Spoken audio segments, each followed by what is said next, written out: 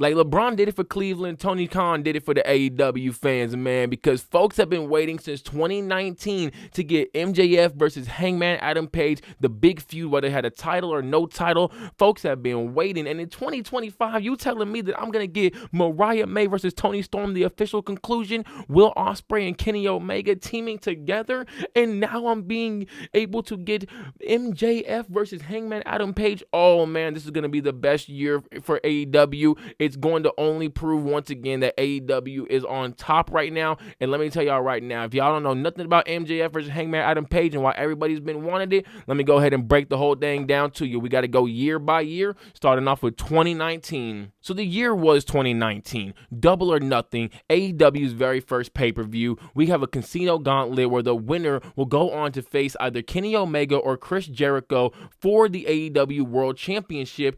And it looked like there was only going to be 20 competitors until a 21st man made his way in, and that was one Hangman Adam Page. Now, if you don't know the story behind this, it goes a little something like this. Hangman Adam Page was supposed to face Pac at Double or Nothing, but Pac was the Dragon Gate's champion, and they didn't want him to lose, and I guess Hangman Adam Page was supposed to win. So that match didn't happen. They ended up having some match at a Dragon Gate show in the UK instead, where Pac got disqualified because he ended up attacking Hangman Adam Page with the chair. This is why Hangman was over here limping into the ring and all that stuff, and he put on this big superhero performance and became one of AEW's top baby faces already. And both of these guys, if you didn't already know, MJF, Hangman Adam Page, were building a name for themselves on the indie scene and the New Japan scene. And at the end of Casino Gauntlet, it was the final two: Hangman Adam Page, MJF, and you were already building up to these guys potentially having a big feud one day. You were showing that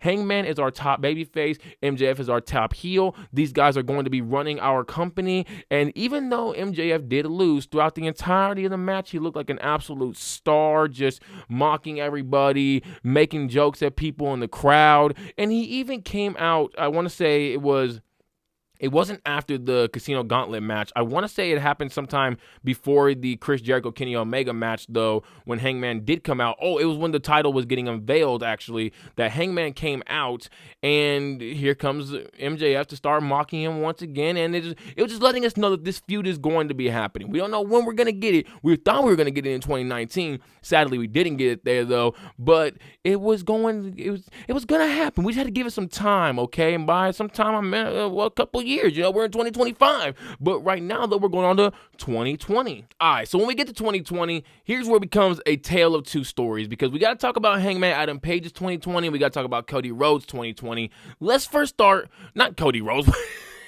No, not Cody Rhodes, man. He's a babyface, not a heel. We got to talk about MJF's 2020. But first, we're going to start with Hangman Adam Page. Although Cody Rhodes doesn't play a big part in this whole thing as well. But let's start with Hangman Adam Page. So Hangman, if you didn't already know, he was actually a part of a group called The Elite. Now, he joined The Elite way before AEW. This goes all the way back to his Ring of Honor days, where he's a mid-card guy. Then he eventually joins the Bullet Club, but he was really, cool with the guys like Kenny Omega and the Young Bucks, who were also in the Bullet Club as well, but they started calling themselves The Elite and all that stuff. Eventually, he became a member, and I want to say 2017 or 2018, and then all those guys ended up leaving New Japan Pro Wrestling to go to AEW, and they were already formed as The Elite. There wasn't like some big introduction for them, like, oh, we're gonna slow burn this and all that. No. They were already The Elite, carried over from New Japan. Well, here's the thing. Hangman Adam Page and Kenny Omega, were a tag team, and so were the Young Bucks, and Hangman and Kenny ended up winning tag team gold, and they had some pretty dang good matches against the likes of the Lucha Bros, and I want to say, I forgot the other team. It was the Lucha Bros, though, and then it was the Young Bucks at Revolution, and, things were cool. It was supposed to be like a real friendly match between the two. It's supposed to just be see who the better tag team is, but Hangman had a bit of a problem, you see. Hangman was a bit of a drinker of sorts, He came in, he always had a bottle of whiskey on him. Kenny was drinking with him too. So, the Young Bucks didn't like this because they felt like, Hangman was just doing a bit too much, becoming a bit too much of an alcoholic and just around. And he was kind of also messing Kenny up as well. Well, after that match at Revolution, this is what tensions really started to brew between the two groups. Really started creating shifts, I guess you could say, within the group. You know, the Young Bucks started kind of being around Kenny more. Hangman really stopped being around the group as much, but he would still be around the group as well when they had their match with the Inner Circle. Hangman Adam Page comes in on a horse and starts chasing Sammy Guevara on a horse. It was a mess, man. That guy Hangman was really going through it, man. But eventually, Hangman Adam Page and Kenny Omega end up losing their tag team titles. So boom, here comes the Young Bucks trying to get them dang tag teams titles, right? Well, this is when it was clear that Hangman Adam Page had a bit of an issue with the Young Bucks, and that they also had an issue with him, so it was just butting heads, just boom, boom, boom, boom, boom, boom, boom. Well, Hangman ended up costing them in a number one contenders match for the tag team titles. By getting involved in the match, this caused him to get kicked out of said group. And eventually, around the same time, there was a group known as the Dark Order. You see, they had just lost Brody Lee, RIP to Brody Lee, and they were looking to not only turn a new leaf, but also look for a new member, and they felt a guy like Hangman was somebody that they could really rock with, somebody that was kind of like them in a sense. So now we got to talk about MJF's 2020, because it was pretty similar to Hangman Adam Page's. That's something you're going to see throughout this video, is that their paths are very parallel in a sense, because MJF was also technically a part of a group with a guy that was a pretty big star in New Japan Pro Wrestling and Ring of Honor, and one Cody Rhodes. He did have the Nightmare Family. It wasn't really like a group, though, so to speak. It was him, it was Brandy, it was MJF, and I want to say it was Dustin, but it could have been somebody else. I could be misremembering on that part. It was some legend, though, I can tell you that. But MJF ends up betraying Cody Rhodes at Full Gear. Cody obviously wants to get his revenge. Well, what ends up happening is that MJF says, you can't get your revenge until I say you get your revenge. You got to do what I say to get your revenge. And he told him, you can't touch me. He also told him you have to defeat Wardlow in a steel cage match. And then he also made him take 10 lashings on public television in front of everybody. And then he eventually got his match at Revolution in 2020. MJF obviously wins that match. He would go on to Double or Nothing, and he would be in a casino. No, it might have been a ladder match. It might have actually been a ladder match where he faced, it was him and Jungle Boy, and he ends up losing to Jungle Boy in that, and a few others too. I forgot the rest of the competitors, but he ends up losing, gets mad at Jungle Boy, kind of blames Jungle Boy for his loss, feuds with him, defeats Jungle Boy, and then the big one that happened this year was his feud with Jon Moxley, where he believed that he was a better leader than Moxley and that he should be the guy of the company, and he starts going on this whole smear campaign of Jon Moxley. Obviously, though, he would lose. He would not become a champion anytime soon, but he wasn't done with his championship run, because then he wanted to, get a group around him once again, because he felt, there's strength in numbers. So he tries joining the Inner Circle because he is a very big fan of one Chris Jericho. That's his idol and all that stuff. But it wasn't actually true, you see, because he was actually just trying to tear the group down from the inside out. This actually caused Sammy Guevara to end up leaving the Inner Circle, because he knew something shady was going on, and he didn't want to be there when whatever happened. And, well, something did happen, and that was MJF tried to turn into Itachi and stage a coup. It didn't work at all, but something big would happen leading into 2021. So now, just like with 2020, got to do the same thing here. MJF, Adam Cole. Why do I keep saying all the wrong name? Not MJF and Adam Cole. That's 2023. MJF and Hangman Adam Page. Let's once again start with Hangman Adam Page, because he had a pretty interesting 2021. Now, as I said, he started getting cool with the Dark Order, and they actually tried getting him to be a part of their group. It's some big old "Will You Be My Friend" segment. He never really officially joins them, but he does get really close with them, and he eventually starts going on a world title chase because he wants to finally get the AEW World Championship, and by the middle of 2021 is where he really started pushing forward. Now, around this time, Kenny Omega was the world champion, and he also had the Young Bucks with him. So what ends up happening is that Kenny Omega, the Young Bucks, and then Hangman Adam Page and the Dark Order end up having a eliminator match, and if the Dark Order and Hangman are to win, Hangman will get his number one contendership match against one Kenny Omega. But if he's to lose, if Hangman and the Dark Order are to lose, he loses his opportunity.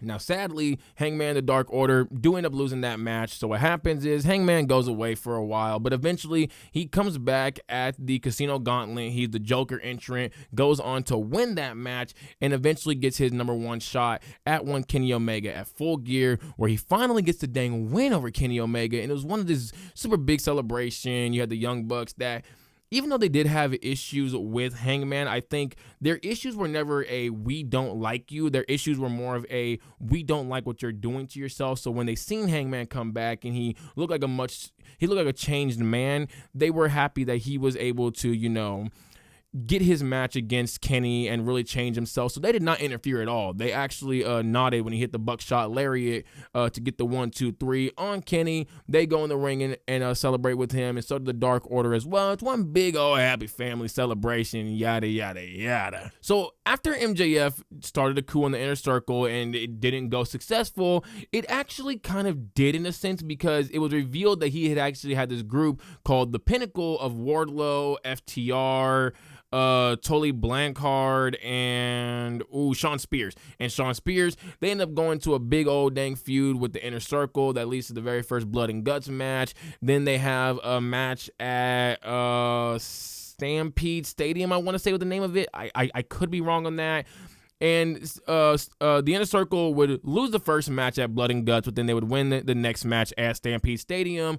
This would eventually lead to a Chris Jericho MJF feud, though, because MJF promises to end Chris Jericho's career. He said that he wants him out of here and just starts bashing him for everything that he's become, and that he's that he's become basically the same guy that he would have bashed when he was a younger star and all that. And eventually MJF does, after he puts Chris Jericho through a bunch of grueling matches and a gauntlet match and all that stuff, doing the exact thing he did to Cody Rhodes. They eventually had their match. MJF wins that match, and he would go on. For some reason, by the way, I didn't really get the transition here, but I think it's because they were just trying to keep MJF out of the title picture for a while. MJF goes on to feud with Darby Allin and makes fun of a lot of his addictions and stuff like that. This leads to not the biggest feud in the world, but at least to a feud nonetheless between MJF and Darby Allin, where MJF does defeat Darby Allin with the Dynamite Diamond Ring.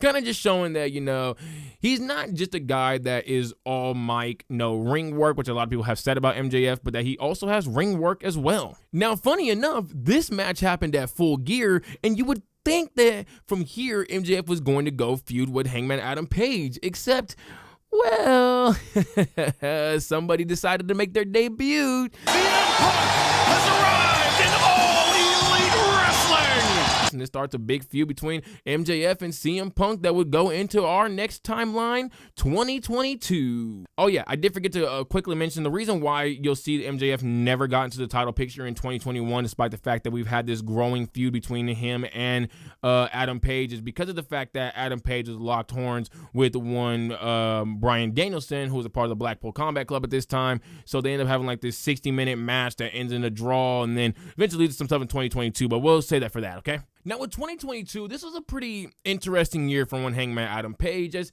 many CM Punk fans know, it was probably one of the weirdest years in my opinion, but we'll get there when we get there, because first, this year started off with Hangman Adam Page continuing his feud with Bryan Danielson. As I had said, they had a 60-minute draw match back in 2021 at World's End. No, Winter is Coming. And then around this time is when, in 2021 still, Bryan Danielson started picking off members of the Dark Order to really get under one Hangman Adam Page's skin, and they eventually had a Texas death match, the specialty of one Hangman Adam Page. This would lead to a Hangman win. He would go on later on to go feud with Adam Cole, and ding, ding, freakity ding, he would have a Texas death match with the man, because that's all Hangman Adam Page can do. We really had to play into the whole cowboy shit gimmick, man.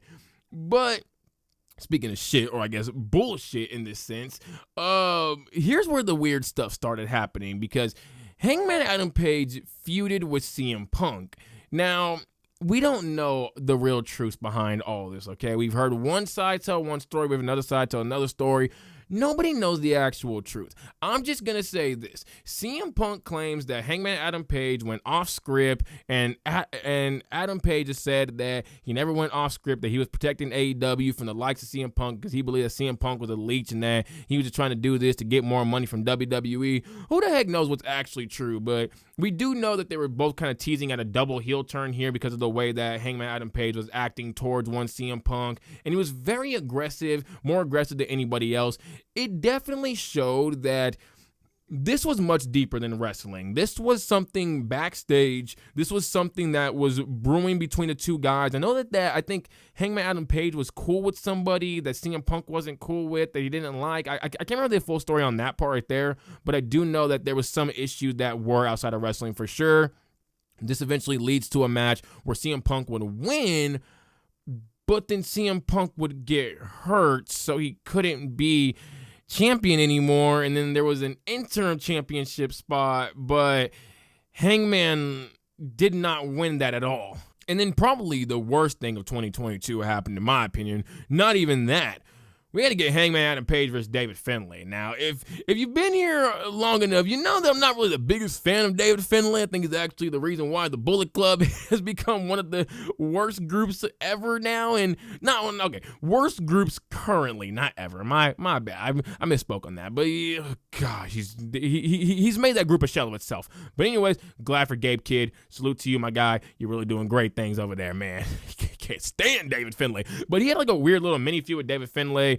And then he eventually had a feud with Jon Moxley that got cut short a bit because he actually got concussed from a lariat that Moxley gave to him. And that actually ended Adam Page's 2022, and we're going to go on to talk about MJF's 2022. So MJF also had a very weird 2022, which now that I'm like really looking at it, these guys' careers have paralleled so much that I don't think it's by happen chance. I think that this was all planned, but I can't really get into all that because there's so much conspiracies and all that. But anyways, MJF would feud with one CM Punk as well, and they had a very, very personal feud that brought a lot of real-life stuff into this because obviously MJF was a very big fan of CM Punk, and CM Punk made fun of him for a lot of these things, which is so crazy to think about. How do you make fun of somebody for being a fan of you? But, all right, man. This is why I can never be a wrestler, bro, because I'm a fan of these people, man. And if somebody made fun of me for being a fan of them, I'm going to go home and cry, bro. Like, why would you make fun of me, dude? I showed up to your event and all that, got a picture with you and everything, got an autograph. Like, oh, my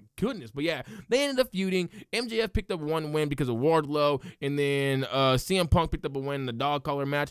I'm gonna be real. This is no like trolling here. This was one of the best feuds that AEW has actually had, and I'm not saying that as like a WWE fan. It's like, oh, look at that, CM Punk had one of the best feuds. No, it's actually true. CM Punk had one of the best feuds in AEW. This is a really dang deep personal feud that had some pretty good matches. I didn't really care too much for them, but the promos back and forth, man, this was two masters on the mic, and it was just absolutely beautiful to see this go down. Eventually, MJF started feuding, though, with Wardlow because Wardlow aligned himself with CM Punk, and Wardlow would squash MJF. Now, I was actually surprised by this. Not too surprised by any means because Wardlow was an absolute tank. More so surprised that MJF got squashed. But then we get two infamous things happening from MJF after this. One, he would no-show at a fan event. And then two, he would drop the pipe bomb by calling Tony Khan a fucking mark! You know, a lot of people put Tony Khan through hell in 2022, man. Look at, man, you got to feel bad for the guy at some point because, oh, my gosh, he had to deal with CM Punk and MJF. Oh, man, I would not want to be the GM or the owner of that roster, man. That's just two big egos. And But eventually, though, MJF ends up going away for a while. Not to prison by any means. He wasn't like Dom. No. He was not a hoodlum by any means. He was our scumbag, though. But he did come back and pull the Hangman Adam Page by entering the Casino Gauntlet as the Joker, winning it, then going on to not only feud with Jon Moxley, but also getting his first AEW World Championship 1 year after Hangman Adam Page got his first AEW World Championship. And it's funny because both of these guys got their AEW World Championships after disappearing for months because of just something that happened to them mentally. All right, so now we're on to 2023, and this is actually a very, very big year for both guys, probably the biggest in both of their careers, even though neither one of them won any new like world championships or anything like that. Let's start with Hangman Adam Page, though, because he was continuing his feud with Jon Moxley, a very, very brutal feud. This is actually one of the feuds where I grimaced a lot of times at just how bloody this got.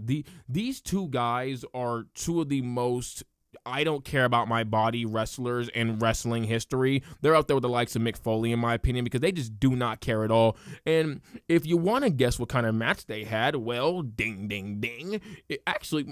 Before I do ding, ding, ding, ding, ding, go ahead and let me know down in the comments below what kind of match you think they had. 3, 2, 1.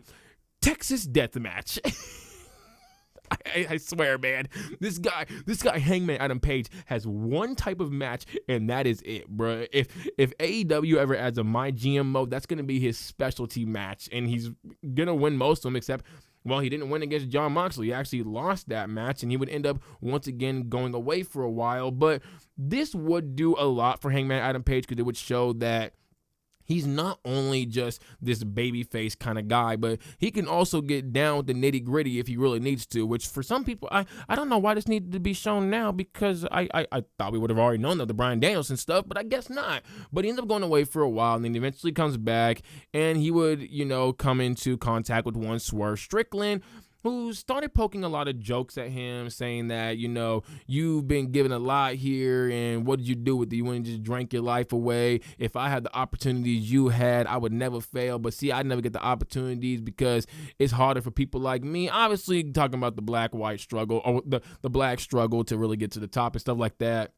They started having a really, really personal feud. It was actually, while it wasn't more bloodier and more brutal than the Jon Moxley feud, this feud took to levels where it was like, whoa, okay, if this was real, this would be a lot more than just fighting words, because Swerve would pop up at Hangman's house, be right by his baby.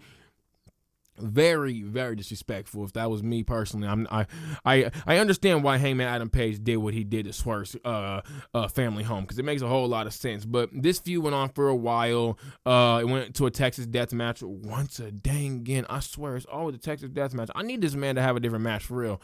But he had a Texas Death Match where he would end up losing that match and became the actual Hangman in said match. And this is where Hangman Adam Page would go away for a good amount of time, not until like the middle of 2024. But let's talk about MJF real quick. So MJF had a pretty interesting run as AEW World Champion. I'm not going to go through every single one of these matches because there's only a couple moments we got to talk about. One, he had a 60-minute Iron Man match with one Bryan Danielson, because apparently Bryan Danielson can only have Iron Man matches, and Adam Page can only have Texas Death matches. Oh man, everybody got one specific match type over here, man. But yeah, he had a 60-minute Iron Man match, very similar to one Hangman Adam Page, who also had technically a 60-minute Iron Man match with one Bryan Danielson back in 2021. Then he would go on to have this big old storyline with Adam Cole, where Adam Cole and him challenged at first for the AEW World Championship, and then in that match, what happened? Adam Cole and MJF actually tied. He tried getting an extra 5 minutes, but MJF turned him down. He started pressuring him more and more. This eventually led to a tag team, and we got one of my favorite groups of all time, Better Than You, baby, because we got the... And we also got one of the greatest characters in wrestling history, my dog, Roderick Strong. And Adam! Roddy, I can hear you, man. Max! Roddy, I am literally right here. Adam! Roddy, I can hear you, dude. Samoa Joe! Like, oh my God, this is one of the greatest moments in AEW history. This is what I say, man. Like, y'all that don't want to get on AEW because they don't got this, they don't got that, y'all really just got to give it a chance, man. Like, cut the troll stuff, give it a chance. There's something there for you. I promise you that. But we got this big old storyline with MJF and Adam Cole eventually forming this tag team, and they would go on to try to get the AEW World Tag Team Championships. That didn't happen because MJF just felt like, well, MJF was also the world champion at the time too, so he was having championship matches. He was kind of getting gassed out, but he felt bad, so then he tries his hardest to get eventually to the Ring of Honor championships, because obviously Adam Cole had a lot of ties to Ring of Honor. They eventually do get to the Ring of Honor Championships. And then a big thing happens. MJF says, you know what, Adam Cole, I want to give you your rematch at All In. And this is why I still say that Adam Cole's best run was in AEW. I don't think it was NXT. Really great run in NXT, don't get me wrong, but to be at the main event of All In, which is akin to WrestleMania, that was never going to happen for Adam Cole in WWE, I felt like. So for that to happen here, phenomenal, man. And the fact that he was also able to stay healthy too in a tag team and not get injured until he eventually did end up getting injured, but way down the line. But yeah, they had an absolutely phenomenal match at All In. This continues on. No, my bad. Almost skipped stuff. So in this match, we see that Adam Cole really goes through it at the end of it because he does lose the match. Obviously, MJF was going to win this match. But MJF and Adam Cole start to have a mini breakup of sorts right here. You know, MJF feels that Adam Cole was only ever his friend because, you know, he was just trying to get to the world title. He didn't really care about him. And it really shows another side of MJF's character that we were already seeing throughout the entirety of this 2023 once Adam Cole got into the picture and Better Than You Baby started and all that. But it just added more to his character, and where we've seen more from Hangman Adam Page's character, we also seen more from MJF's character as well, just showing that he really is not just a promo guy. He's an all-around wrestler. He's a jack of all trades in a sense, except he's a jack of all trades that's dang near perfect at every single aspect you ask of a wrestler, whether it be mic work, ring work, character work, charisma, promo, like not promos, storytelling, etc. He has it all, and he's really a superstar. He's a number one guy. He's a guy that you could put at the face of the company.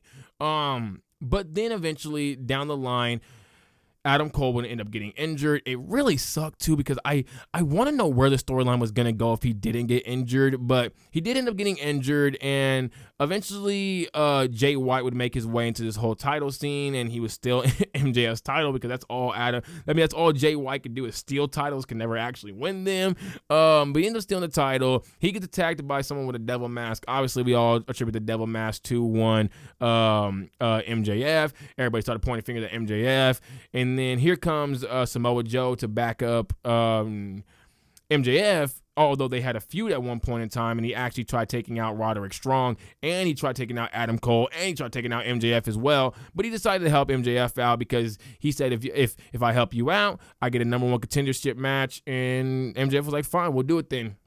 So they end up working together, and then eventually MJF is able to defeat one Jay White, but first he had to face the Guns, and the Guns, after Samoa Joe leaves, the Guns end up taking out MJF, mess up his leg and everything. Adam Cole's going to stand in for him and all that stuff in the match against Jay White, even though he's injured and not cleared.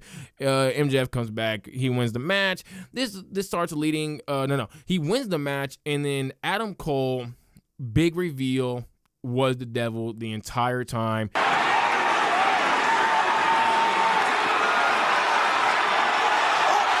And he ends up taking out MJF, and here's MJF going away for a while as well. And now we're off to 2024. So now we got 2024, and this is not going to be that long, to be honest, because both guys were out for a majority of 2024. MJF, though, when he came back, he started feuding with one Daniel Garcia. We thought he was actually going to be cool with him because he had tried saving him, but then come to find out, MJF went back to being a scumbag, and not just our scumbag. And he ends up feuding with Daniel Garcia. Then here comes Adam Cole to make his big old grand return, and then Adam Cole and MJF go into their big long feud where MJF says, once again, if you want to face me, you got to jump through all these hurdles. That leads to Roderick Strong and Adam Cole both seeing who can get 3 wins first. If they both got 3 wins, they'd be able to face MJF at all outs, full gear. Might have been Full Gear. If they didn't both get 3 wins, though, it wasn't going to happen. Roderick Strong got his 3. Adam Cole didn't get his 3. So Roderick Strong faces MJF. MJF wins the match, takes him out, ends up injuring Roderick Strong. And then Adam Cole finally gets his match at World's End. At World's End, where he might lose the match, but he ends up winning the war because all the rest of the Undisputed Kingdom come out and attack MJF. Now, for Hangman Adam Page, it's pretty much as simple as well because the year wasn't really that eventful because he was out for a majority of the year. Swerve Strickland ends up winning the championship. Obviously, he had a really big feud with Swerve Strickland. Swerve goes on to have one of the best runs in AEW history. And to close off his run is a very big feud with one Bryan Danielson, where it's career versus title. And in this match at All In, who would make their grand reappearance? One, Hangman Adam Page to distract Swerve Strickland, ends up costing him the match. And then Swerve and Hangman Adam Page feud. Hangman wins that feud. But then Hangman actually also goes away for a minute as well because, well, it was a very grueling lights out match. One of the most disturbing matches I've actually ever seen. I hate the fact that I can still see every single moment in my mind. That's how disturbing that match actually was. Now, 2025 is just like 2024, obviously, because it barely just started, so we don't really have much on it right now. But what we do know is that Hangman Adam Page was still spiraling down and going into this deeper, darker version of himself. Christopher Daniels was worried for him, felt that he wanted to help his friend out because they had been friends for so many years on the indie scene in ROH and AEW, but Page didn't want the help. This eventually leads to a Texas death match where Hangman Adam Page, I mean, he got the win at least, but he injures Christopher Daniels to the point where Christopher Daniels is told by a doctor that he can no longer wrestle ever again. And this really causes a shift in Hangman's psyche because, you know, this was his friend and he went so hard against someone that he had called a best friend. It wasn't like it was a Jon Moxley or a Swerve Strickland or an MJF, people that he didn't really care about. It's someone that he loved and cared for, and this really, really messed him up mentally. Now, on the other side of the same coin, we had MJF feuding with the likes of Jeff Jarrett and Dustin Rhodes, and while at first it was like, bruh, Jeff Jarrett, really? We gotta do this? It made a lot of sense because he feuded with Jeff Jarrett. Jeff Jarrett led to Dustin Rhodes. He led his feud with Dustin Rhodes, ended up leading to Hangman Adam Page because Hangman Adam Page didn't like the way that MJF was acting. He felt that, you know, he was doing way too much, being way too disrespectful.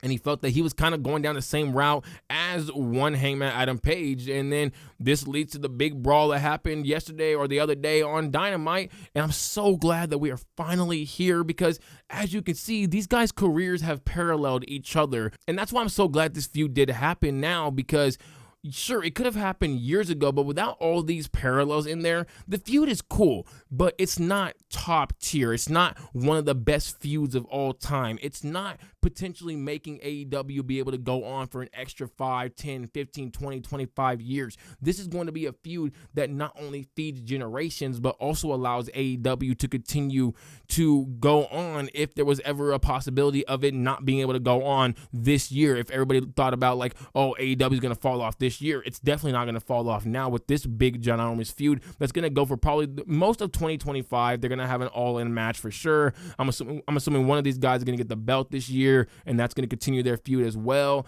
But it might just start and end with no belt at all, and that's fine for me in my opinion as well. I don't think every top-tier feud needs to have a belt as long as it has an amazing story and amazing matches along the way, and that's why I'm super excited for this feud. I can't wait to see how this feud progresses. I know it's going to be absolutely perfect because they've been holding on to this feud for a long time now, and I think the reason why is because they wanted to get it right. They knew that if we do this feud, a feud that everybody's been waiting for, and we mess it up, this could be the end of AEW, and I truly believe that. I truly do believe that. No troll stuff, none of that.